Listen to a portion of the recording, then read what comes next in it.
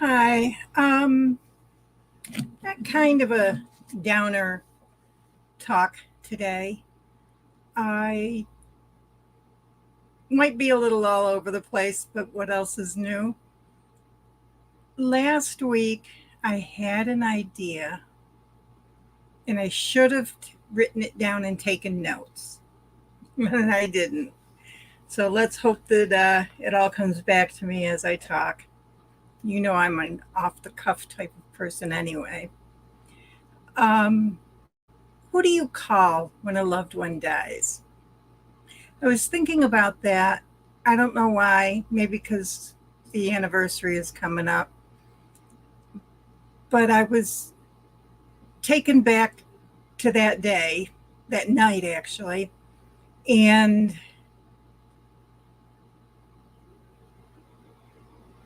I I tried to remember. All my sons were there, so I didn't have to call any of them. And I tried to remember my mother, I think, was who I called first. And she took care of calling the rest of my side of the family, my brothers, my aunts and uncles, that kind of thing. And then the aunts and uncles told their kids, my cousins. So the word spread that way. Um, I called Dan's oldest sister, I believe, and I asked her to spread the word with the other sisters and Dan's brother. I just I didn't want to have to keep saying it because the more I said it, the more real it was, right? So it was really, I was looking back, I'm very grateful that I had people in my life who took on the job of being the phone tree and alerting other people. And of course, my phone, it was late. It was after 11 p.m. And of course, my brothers all had to call me. I have three brothers, and they all called me. Um, and my mother called several times during the night because she was on her way from Florida up to Virginia, and her timing was really good. And the first call, when I told her, I don't think she was prepared for it because she started talking about her trip and something had gone wrong and whatever. And I thought, what? I just told you my husband died, and you're talking about, what you're wearing or what you packed or whatever. Well, she called back shortly after, and she was wonderful because she knew what it was like. She lost my father 10 years before that. And she was really supportive after that. I think she just wasn't prepared to hear it yet. I mean, we all knew it was going to happen, and we knew it was going to happen any day, any minute. So, but she just mentally, emotionally hadn't prepared herself for it. Um, but she ended up staying with me for 2 weeks afterwards. So that was really nice. And she was very, very supportive and understanding, and just, she was a friend, and that meant so much because we weren't always friends. We kind of butted heads occasionally, more than occasionally. And my mother was known to say things off the top of her head that probably shouldn't have been said, just like she did when I called and told her that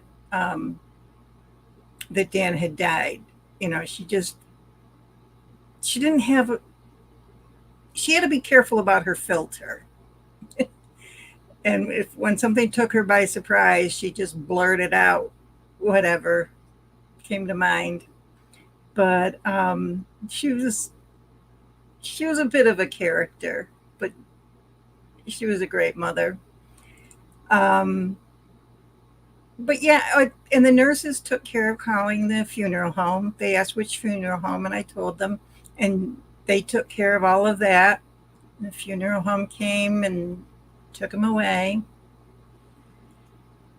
And I think, I don't know if we stayed in the room while they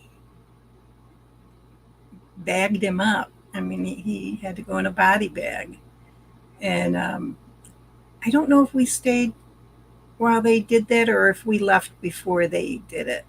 Because I watched when they did it with my father. And then my mother and I followed the gurney all the way through the hospital and out the doors to the hearse to take him to the funeral home. I didn't think I could handle that with Dan. So we didn't do that. We just went home. And I had not been inside my house. This was August 2nd. I had not been inside my house since May. I'd been at the hospital with him the entire time. If I was gone for more than an hour, he was paging the nurses and where's my wife? Where's my wife? And which is kind of unusual for him, but he became very dependent on me at the end. Um, so, excuse me, I couldn't go in the house. I just stood there leaning up against the house with my back. And I said, I can't go in there without him. I just can't. And my daughter in law, God bless her, she just kind of took me by the hand and guided me, and she didn't say anything. She just guided me into the house, holding on to me the entire time. And of course, all six of my sons were there and they were flabbergasted. They didn't know what to do because I was crying and they never saw me cry. I think that was the first time any of them had ever seen me cry. And once I got in the house, I was very glad that he didn't die at home. I know other people, they find comfort in knowing that their loved one died at home. I don't think he wanted to come home, and so I worked for it, but he wouldn't have survived the trip. So he ended up dying in the hospital. But and I was kind of glad because now I could walk through any room and not have to think, oh, this is the room he died in. And I'm that type of person. I would think that. I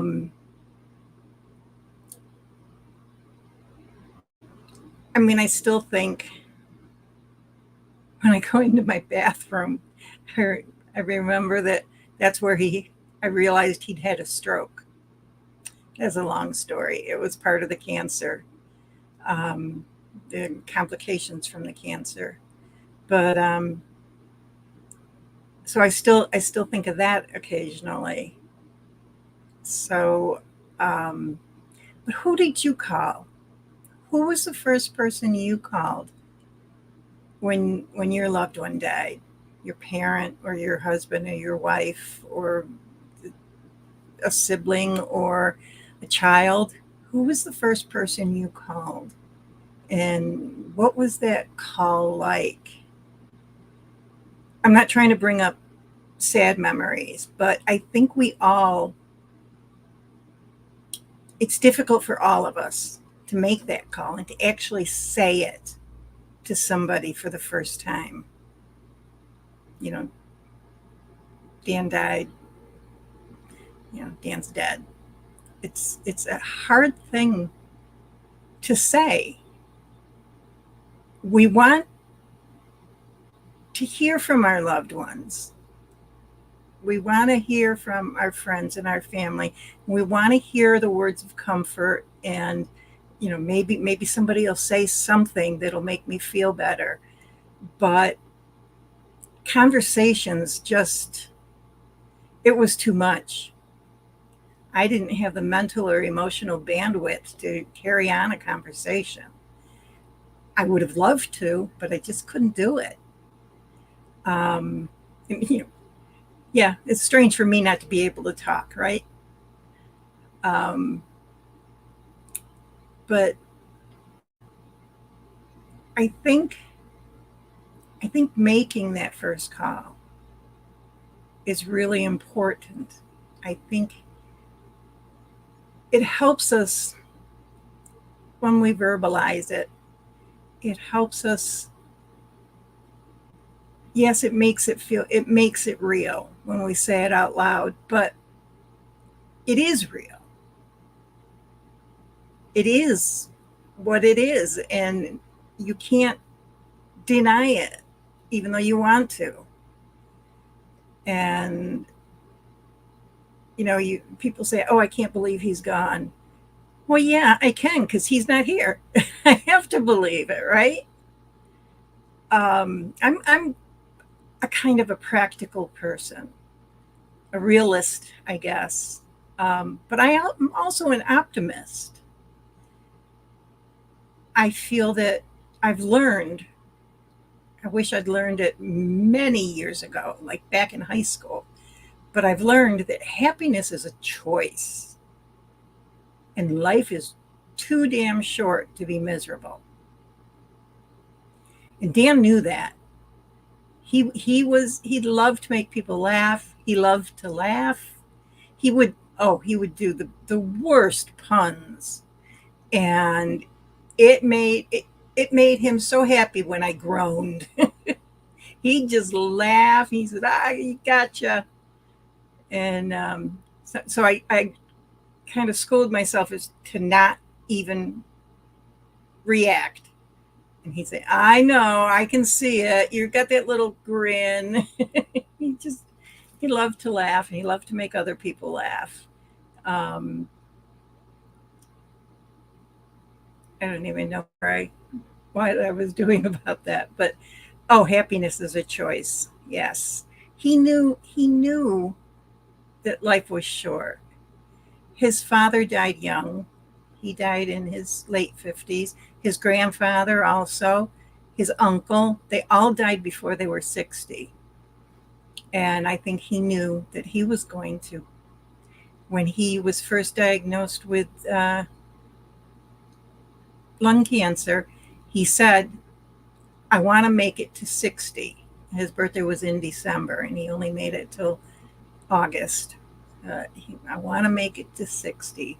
He wanted to be the oldest man in his family to die. Actually, his brother was older than that, and he was still alive, which he had lung cancer. He had a whole lung removed, and they didn't think that he would make it through the surgery. And he lived for quite a few years after that, and he outlived Danny, and it was his older brother. But so Danny didn't make it to be the oldest in his family. But did you have to make the call to the funeral home? Did you have to make the call to your church? I did that. Um, and of course, words spread throughout the church. So I didn't have to keep making the calls. Um, the phone was ringing off the hook for the next couple of days, which the first few days after a loss like that, we kind of go numb. We kind of go into a protective mode. I mean, yes, we cry, definitely cry, but in between the tears, we're kind of, we either find something to laser focus on, and that's the most important thing, or we just kind of have a curtain drawn in front of us so that we don't see or hear. We make it to the end of the day and we don't remember what the day, what happened that day. Um, the one thing I got laser focused on was um, taking care of bills and things like that. I called the bank where we had our car payment, and I asked if we had, a death benefit on the loan, and we didn't, so I had to keep paying on the car. Um, but different thing, I called different credit card companies, and no, we didn't have it on any of those because they were in my name. I did call his. He was a part-time bus driver, school bus driver, so I called them, and we went back and forth quite a few times. It turned out he had a small life insurance policy through them, which paid for the funeral, which was wonderful. I didn't think there was any life insurance, so that really helped. Um, yeah, so it's important in some respects to do that. Call the HR department, where your loved one worked, and see what's what kind of benefits are available, if any. Um, Obviously, you don't have to do it that day, but the sooner you do it, the sooner you'll know. And you know, if there was a life insurance policy, the sooner you'll get that. Um, I think they actually owed him a back paycheck too. It was something. It was very small, but um, and I called the retirement. His He had been a sheriff's deputy up in New York, and he retired. So I called that, the pension administrator, and let them know. Which was he was so smart. When he retired, he took a lower benefit so that I would continue getting the exact same benefit when he died instead of getting less. And because he said, if I die tomorrow, we've still got 6 kids. He says, you're going to need that money. And so he was very smart about that. So I still get his pension. I called Social Security because our youngest was under 18 and still in high school. So he got benefits. There were no widow benefits. It's supposed to be like a $225 Social Security benefit or something for widows, and I never saw it. At least I don't think so. Maybe they did a direct deposit, but I don't remember it. Um, and I went back and forth with my aunt, who insisted that because he'd been in the Navy, that he was entitled to all this money and stuff, and I could collect a pension and all. I said he was only in for 4 or 5 years. He didn't retire from the Navy. Yes, he was eligible to be buried in um,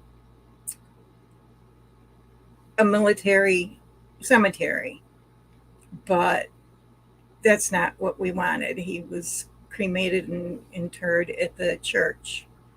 Um, he had to be on hallowed ground. But she insisted, which was really strange because she didn't have a veteran in her family. But she was a member of the American Legion, so that made her an expert, I guess. Is my mother's sister, and she's a dear woman, but she's like a dog with a bone when she thinks she's right. But yeah, I didn't get anything from the VA except for military honors at his funeral, which he had said he didn't want. But guess what? He wasn't there to stop me. So I wanted him to have military honors. I was proud that he was a veteran. Um, he was too, but Vietnam veterans were not all treated very well when they came home. And he wasn't, I mean, they got off the plane and things were shouted at them, and it wasn't pleasant. So he just would rather forget about it, about his military service. Plus, he did 2 tours in Vietnam, and I'm pretty sure that they weren't fun times. And it's funny now that people go to Vietnam for vacations. It just amazes me. But anyway, I've gone on long enough. If you haven't lost anyone and you're listening to me, make a list of the people that need to be called, either in the event a loved one dies or in the event you die. Make a list of who should be notified, and tell your family where that list is, where that notebook is or whatever. Like, my family has no idea what any of my passwords are. I've got recurring monthly subscriptions, and those would need to be canceled. They have no idea what they are, or how the websites, or how to contact them, or my passwords. They have no idea. So I need to do that list as well. Yeah, just think about it and make your list. Make it easier on those you leave behind. Dan only had his Yahoo email, so he was easy. He wasn't much for computers. All right. Have a wonderful rest of your Monday and a fantastic week. And I'll talk to you next week, if not sooner.